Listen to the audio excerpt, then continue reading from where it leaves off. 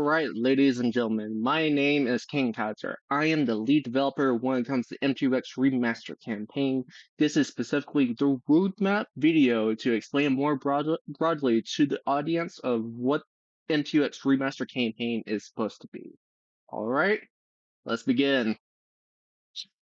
One of the biggest questions is, what is the M2EX Remaster campaign? Great question. So, to answer this is basically a map that covers from America to India. Basically, if you need an idea, this is like the Empire Total War map in terms of coverage. All right, this is a map that covers the medieval 2 Total War vanilla factions.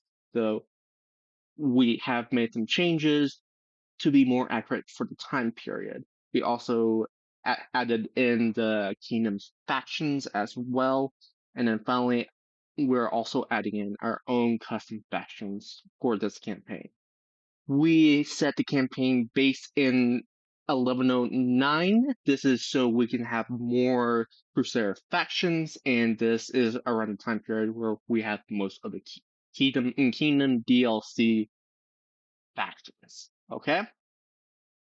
And just note that this mod is supposed to enhance and upscale the potential of what Medieval 2 could be. So what about that test footage? That is a fantastic question to answer. So test 1 M2EX map. This is a map that was basically the first map that we crafted.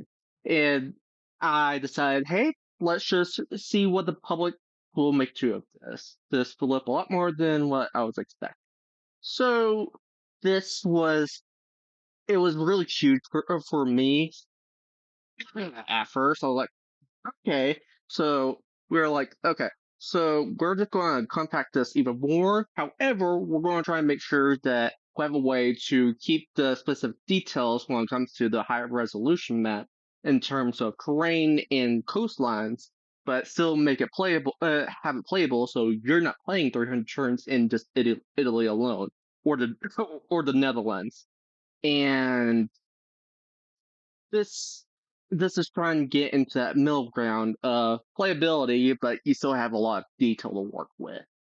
So overall, the M2 the test 1 map video was literally the first test, won't be our final design. Alright? Perfect. So what's coming? That is a fantastic question. So starting off, I'll be showing you what the map is, which I kind of gave you an idea, but I'll explain it more. Secondly, we'll be focusing on the regular gameplay. So this is the certain factions, which is I want to know the vanilla base area that we can confirm on regardless of whatever map changes that we do. Okay, and then the third thing is what our own little things that we're adding to it that is different from other mods. And then the third thing is our own ideas next to other people's ideas, which I credited, that will be part of our release as well. Alright, so the world that you'll be playing at. Basically, how we designed this world is really focused on 4 categories: trade, religion, culture, and events. So events such as the Mongol invasion are still important, and so it has that vanilla feel of, oh, they're over here kind of type. But overall, it'll still have that still feeling that they're still over in the east. In terms of trade, we're still trying to see importance, so kind of copied what the Empire Total War map had, and add in these little islands right there and stuff from there. And also, look in the north, we also added in the Kola Peninsula, just so you have that triangular trade in the White Sea, keeping that importance. Alright? And then, of course, the archipelago, and it makes for sure that trade was important and even on the Pacific side. However, we also added in wastelands. So these are areas where they don't require a settlement, but this is just in terms of M2EX. And for this, we're taking dense forested places such as like Siberia. We're talking about area parts of Canada. We're also talking about like the Amazon as well. there's parts where it's dense and there's no reason in how the player will be able to get to it as well. And of course, this whole system applies to settlements as well. Like, if you don't have trade, religion, and culture there, you still got events that still make it prominent, like wars or a settlement during the Mongol invasion, which normally won't be important. Overall, what we currently have for base maps in general is about 85%. We're not currently done completely. There's still many fixes that we still have add in there, like like the specifics in terms of like Venice or France, just specific facts. And then we'll start going to the regions and that sort of deal, and we'll go from there. All right, so who will you be playing as? This is quite the important question to answer for any campaign. For us, it'll be a vanilla kingdom or custom factions in 1109, spanning from Iberia to Eastern Europe for the time being, but we're from after we get all those factions figured out, we'll be going beyond after that. But we're also aware that there are later factions, such as like the Teutonic Order, that arrive much later in the campaign. Other things to take account for is just how is trying to make sure that all the rosters are familiar and adding and enhancing the original vanilla factions and making sure that everything is balanced as a whole. Overall, this is the list that we have currently. It will be added more in terms of titles and whatnot that can be debated.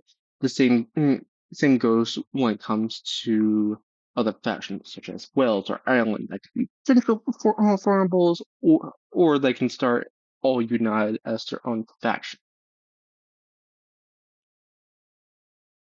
So, how does this play? This is a pretty good question on how is this different from other mods that I've played. One of the biggest things that we're trying to make sure is how do we make sure that this is not a siege fest compared to like Warhammer, or oh yeah, we have a lot of abilities, but this gets repetitive really quickly. So we're thinking of a lot of management ideas. We're also thinking of custom settlements, different objectives that people can go at. So like every capital has its own little basically custom map and settlement that people can go into. And of course, the unique rosters of of custom factions as a whole. Other things to look at would be the vassals, colonies, and formal countries. The formables is what I mentioned before, which will also look at the objectives. So we're not talking about take X, Y, Z, but it's also looking at your how much money you have, or what's your diplomatic reputation. There's stuff, other stuff that's important. That's not that's not just XYZ taking. And then this will also go through colonies too, just to make things interesting. But again, this is also the meant of how we're trying to come up with these ideas. Fossils will get a huge rework, making them a lot more important than how they are in Medieval 2. Basically, they're a roadblock and nothing else in Medieval 2. So we're trying to rework that so they're actually useful. And then, of course, when it comes to historical events, we're trying to make sure that it's on the vanilla side of telling, not guiding, as it is a sandbox.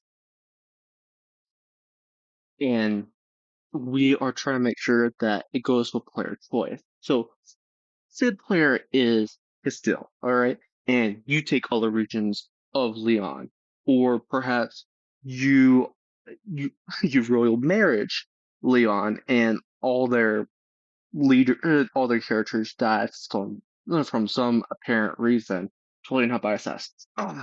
Um, and then you have the option to and confederate Leon to your faction, and basically you form into Castile Leon if you want to. Just stuff like that that we're thinking of when it comes to historical events. Again, enhancing like tons of stuff. And this is overall just in making sure that this is like first playable build of just what the M2EX engine is really capable of. And of course, this is just some, not all. All right. Just to give you an idea, this is a new look that we're kind of thinking of. This is not final. The point of this is just to show variation, which I feel like a lot of Medieval 2 players can attest to, is we don't want 120 characters of the same unit all looking like Steve. Look, we all love Steve, but we don't want 120 of him. One of the biggest things that we are trying to do is make sure that custom settlements are highly important. In doing this, we decided to make sure that they're they're a reward for you in a sense. So if you take out Paris or London, they have their own unique settlements compared to like Nottingham or Bordeaux in a sense. We're also looking at other ideas. Perhaps you will be able to to upgrade them similar to like Rome 2 in a sense. That's just some ideas that we're sort of thinking when it comes to stuff like this. But this goes for capital, I think the capital of every faction. All right. And of course, we're expanding cultures as well. So just which will focus on different music, banners, all that fun sort. Because I don't know about you, but I don't feel like India is the Middle East when it comes to all this. That's just me. What if campaigns takes a little special piece to know? I say this because it's one of the main reasons that jump-started this project altogether.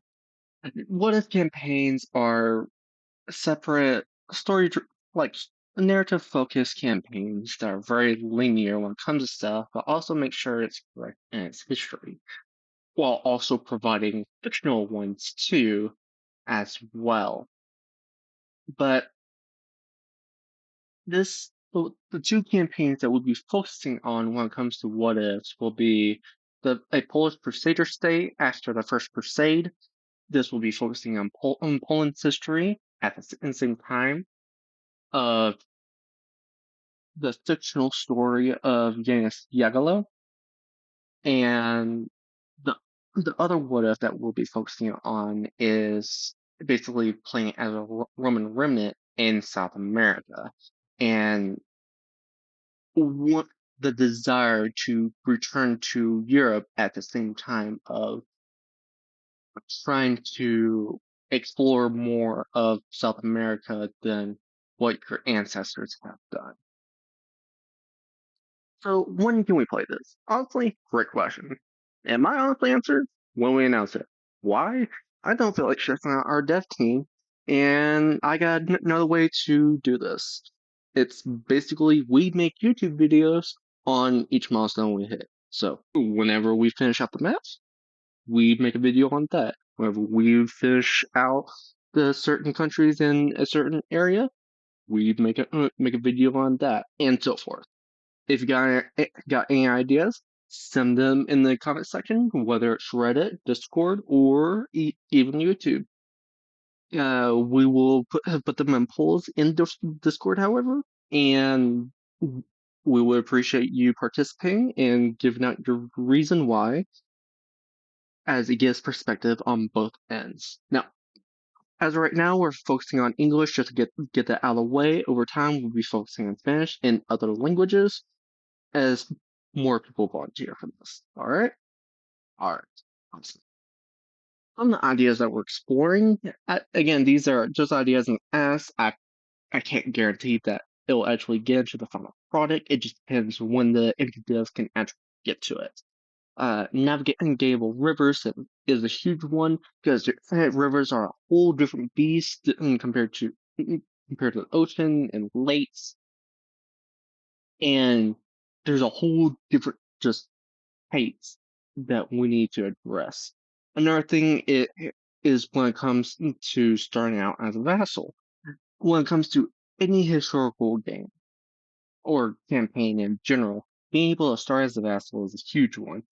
Making get that feel of the playing Shogun 2 as the Tokugawa clan, but being able to do this as Portugal in 1109 from Leon or Croatia from Hungary or Antioch from Byzantium However, these are just some ideas that we were thinking of.